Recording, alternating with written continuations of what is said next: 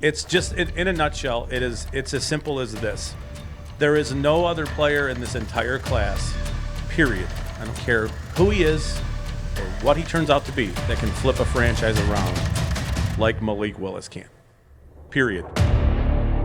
I am very excited to talk to Scott this morning. Got to obviously open up with the number 2 overall pick. But Scott, good morning, dude. Hi. Good morning, Scott. Congratulations on the draft show with you and Russell Brown. You. It's going to be great. Yeah. Very excited about it. Excited about it. It's cool. Thanks for having me on today. Absolutely. So you obviously have some news on Malik Willis. I don't know if it's news. news. I wouldn't say just news only. I would say more insight into the player he is, what he can be, and what that means for the Detroit Lions. Well, maybe not even what it means for the Detroit Lions. Maybe what it means for pick 1. Maybe. And I think it's just in a nutshell. It's as simple as this. There is no other player in this entire class, period. I don't care who he is or what he turns out to be, that can flip a franchise around like Malik Willis can. Period. There just isn't. So if you look at it, now I know it's risky. He has to get to his upside. He has to develop as a passer. But as far as what he does well in today's game, if he hits, he could take the Lions from where they are right now and put them contending very quickly. Let's say that you stay at 2 and you take Hutchinson and he works out and he's a good pass rusher in the NFL. What's it do for you? Realistically, how much does it help your franchise overall? Well, I think the answer to that is eventually you're going to need to go out and get a franchise quarterback, which the Detroit Lions lack, right? Yeah. And my counter to that would be there's so much made of what a quarterback is. I think you go over the last 25 years, all the quarterbacks that have come out, the top-tier prospects, even the ones that have totally busted and missed, they've all had some capabilities, the arm strength, the charisma, the confidence, whatever it may be. Why do they fail? And a lot of that is because they're going to some of the worst situations in the NFL. And I look at the Lions right now as, are they ready to nurture a franchise quarterback like the Kansas City Chiefs did coming off a 12-4 season with Patrick Mahomes? Like Aaron Rodgers falling to 23, I believe, to Green Bay. Lamar Jackson falling to the end of the first round to Baltimore. That's kind of the one where... That's the concern I have when it comes to Malik Willis, the Detroit Lions. I think they're 1 year away. So you say Aiden Hutchinson goes to the Lions. What does that do for them? Well, they've been bottom 5, bottom 6, I could argue, for the last 8 to 10 years in pass rush in the NFL. Yeah. That is one of the easiest ways to counter an opposing team's quarterback is to put pressure on him, obviously. And that gives this team one more piece that they need to build around. The Chiefs always had a problem and a ceiling on defense. Then they got D Ford. Yeah. The Bengals were a nobody. They got Trey Hendrickson along with Jamar Chase as wide receiver. You need those positional impact players. Could you argue that quarterback obviously is more important? Absolutely it is. Yeah. But my concern is, are the Lions ready to nurture a Malik Willis at number 2? They're one of the few teams in the NFL that can. You have Jared Goff. He's playing this year. Their offensive line's really good, and it will do nothing but get better. Absolutely. They do have a good running game. I'm not saying DeAndre Swift is a great between the tackles runner, but he is a nice weapon, and if you create an offense where you're throwing him the ball a lot, I mean, you have the makings of what looks like a very good offense. Not right now, but as it grows. I mean, you're getting Ragnow back. You've got Sewell's right tackle. You've got Decker as your left tackle. You have Jonah Jackson, who made the Pro Bowl this year. You know what I mean? You have pieces up front. You do have the ability to nurture him along and give him a year. He needs a year. But what don't the Lions have? And I could argue that's marquee weapons on offense. TJ Hawkinson has not lived up to his potential. So you're not walking in with a tight end that is a guarantee safety option. I'm not done yet. Okay. Sir. They do have pick 32 and 34. They also have 2 first-rounders next year. My guess is they're going to have 3 top 45 picks next year. So you have 5 valuable picks that you can build around him. So it's not just taking Malik Willis and then adding nothing and just whatever. It's the concept that you don't have to give anything up to get him. He's right there for you. Now, do I think that's going to happen? Wouldn't surprise me if Atlanta traded up to 1 with Jacksonville. It wouldn't surprise me a bit if they did that. He might not be in range for them. He might not. Is it more affordable for them to trade to 1 than to 2, knowing that the Jaguars aren't interested in a quarterback? Yeah, but I think there's as this resolves itself, there will be some desire to have to get up past the Lions, to jump ahead of the Lions, to be able to get him. So I will acknowledge that they do have the offensive line. They do have the young, innovative, I believe, offensive coordinator in their building. Those are all pluses. Can Malik Willis develop into a quarterback? If this was a straightforward sign, Scott, every team would have a quarterback. You just never know. Even when you think you know, you don't know. It is such a wild card. It's unbelievable. Yeah. And when we talk about the Lions getting Malik Willis, let's say, at number 2 this year, he's walking into a receiving core that is not complete. Yep. With a second-year pro that everyone's very excited about, but he's only one individual. A tight end that has been injury-prone, who has not reached his ceiling yet, and he was the number 8 overall pick a few years back. He's not walking into a Tyreek Hill, a Travis Kelce. And I would make the argument, if the Lions do go for Malik Willis, they need to overhaul everything, similar to what Baltimore did, to make sure that he is successful. Oh, and it's if that absolutely changing your offense. They have 100% is, without a doubt. There is zero doubt about that. You would absolutely be changing your offense around, and this is why the Atlanta connection is interesting, because you moved off Matt Ryan, you bring in Marcus Mariota, you pay him for 1 year. You have the ability to move away from him after a year, but he's an athletic, mobile quarterback. And you just connect the dots with... You can build something similar around Mariota for 1 year while Malik Willis sits in. It's the same offense. See, and that's the thing about Detroit is I think it's completely different. You're getting 2 completely different quarterbacks. Jared Goff and Malik Willis, we're talking night and day. But in some ways, I think that the desire to talk about Malik Willis as this super raw, more raw than anybody's ever played, is really overblown. I really do. I think that there are looking at quarterbacks, it's always important to see quarterbacks make improvements over the course of a season. It's a huge thing for scouts. It just is. So like Jake Rudock did that at Michigan a few years ago. Week 1, he looked kind of rough. Towards the end of the season, he looked like a much better player. So there's improvement that you can see. Malik Willis has done that from the end of the season at Liberty to the Senior Bowl, where he looked different. And his now footwork's gotten a lot better, to be fair. That's been the biggest improvement. He's always had the arm strength. But his ability to 3, 5, 7-step drop, his feet don't look heavy. Is that a good way of putting it? Absolutely. He's not in mud, and he's in sync and in kind of in tempo and time with his receivers. Where that's one of the things they talked about. One of his flaws was at Liberty is that he would shorten his drops because he had to, because pressure was coming, and he was out of sync with his receivers, leading to some inaccuracy stuff. No, some of that is like, okay, all right, cool. But there is an element of truth there, but you can see him making those improvements and looking like a better thrower already. And we're talking about him being 3 months removed from Liberty's program. And you can see those improvements. He's a hardworking kid. I don't think that there's any... Character has to be one of the biggest reasons why you jump on a quarterback. It is singularly the most important thing when you look at Malik Willis. And his character is off the charts high. The Lions got a week of seeing what his character is as a person. The exuberance, the joy he brings... I think that now I know this is going to sound goofy to some people, but that's a big deal.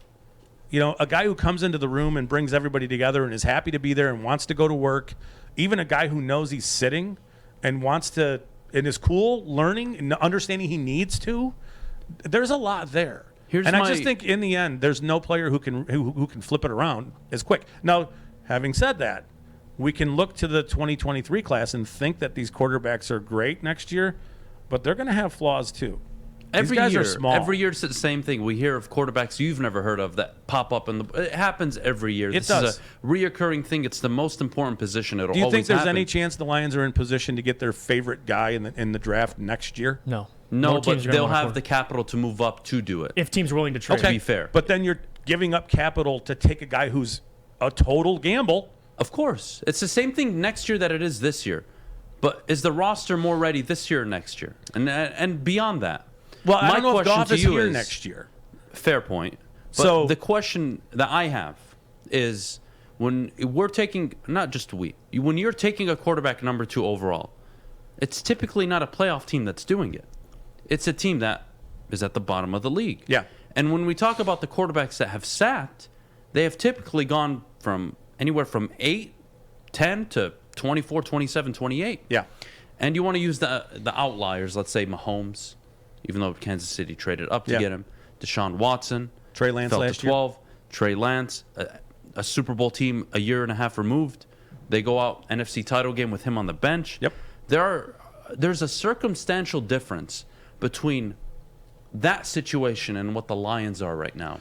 100%. To your point, you need the franchise guy eventually, and I don't think that's something you can hide from if you're any team. Do you believe in Brad Holmes? Yes, if he takes Malik Willis, I'm going to be signing off, no problem with it. Do you believe that he can find talent later in drafts? Absolutely.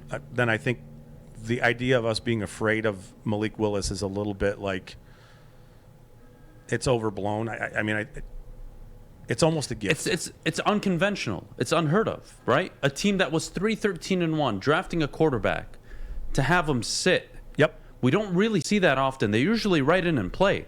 Yep. So it's something different. I'm open to it. I'm actually very open to it. But damn, I know. this is a different conversation than I think what? It's bold. It's very bold. It It's is super risky. We're talking people's jobs are on the line. And Jeff, I want to get you I don't into this know. I conversation. mean, I don't know. You have pick 32. You have pick 34. How often do GMs get to pick twice 2 quarterbacks? How often does that happen, realistically? You just think of the Cardinals. Well, I mean, The Cardinals are the only recent example, and it's because he fired the head coach. but and he's got already rid of picked Rosen. Goff. So I mean, it's like he's already made a move on a quarterback. Absolutely. So I think there's a natural desire to just push this decision down the road, just because it's easier to not have to think about it, and it's easier to say, next year we'll just draft Stroud.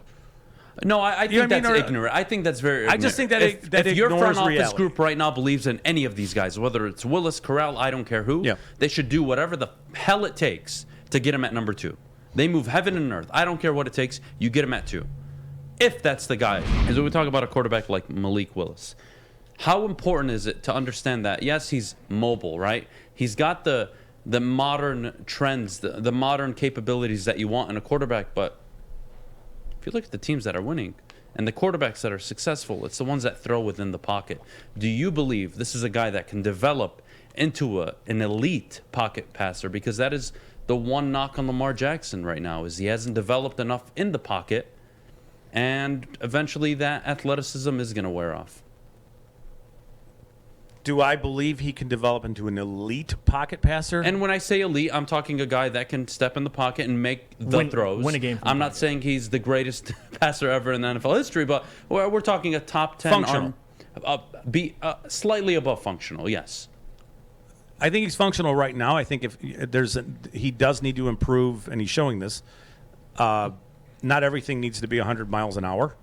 Not everything needs to be ripped, right? Like so there's a level of anticipation and touch he needs to develop, and he's showing that he's doing that already. Am I going to guarantee that he can develop into that? No No, one but I can. think he can. I mean, I think he can be a functional pocket passer who creates plays out. And this is the entire thing.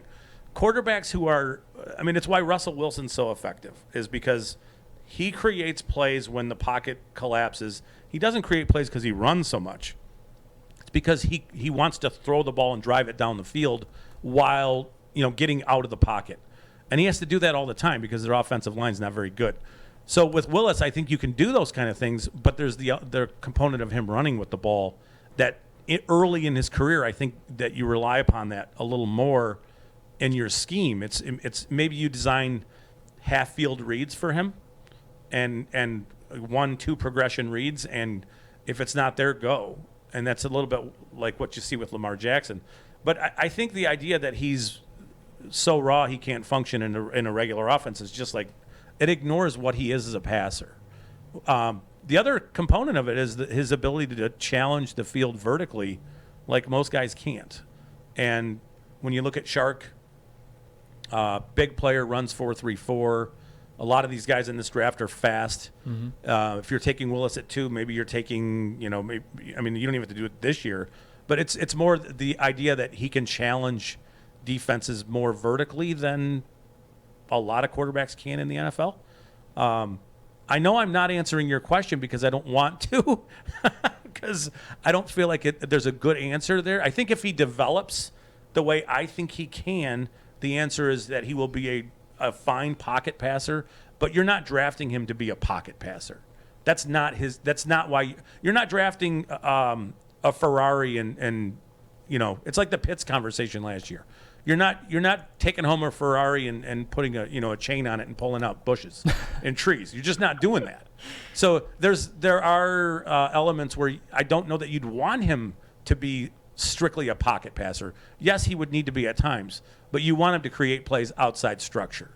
That's where Mahomes wins. That's where Mahomes looked paralyzed at times last year when teams refused to allow him to do that. And then one question before the show ends. I went on the Woodward Heavyweights podcast, shout out to them, and they brought up something that you said that honestly, it stopped me in my tracks. Because I was a little hesitant even now on Malik Willis, but the more you're talking about him, the more I am starting to fall in love with him. But they mentioned how you talked about this draft class.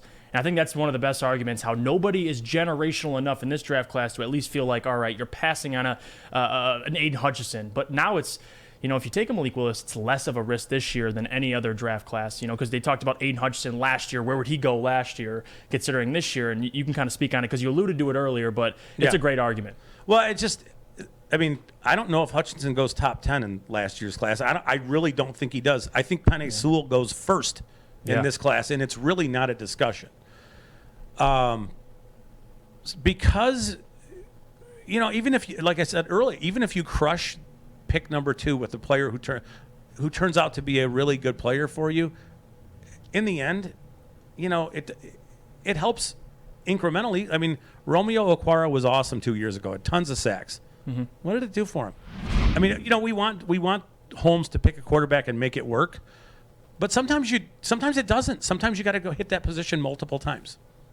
I think that's fair to say. Scott, I really appreciate that. Yeah. That is some of the best conversations I've ever had about Malik Willis. He nailed every question you had for him. I can't thank you enough. I was well prepared. Yeah. He came in ready. No, Scott, I really can't thank you enough. Great insight. Guys, make sure you check out Scott and Russell Brown on the the Draft Show. Their podcast dropping. You can find them on Spotify, Apple Podcasts, anywhere you can find podcasts. And I believe Thursday, which is today, your first YouTube episode will drop. So that's going to be fun. Scott, thank you so much again. To everybody who tuned in this morning, thank you very much. I hope you all have a blessed day. If you'll excuse me, I need coffee.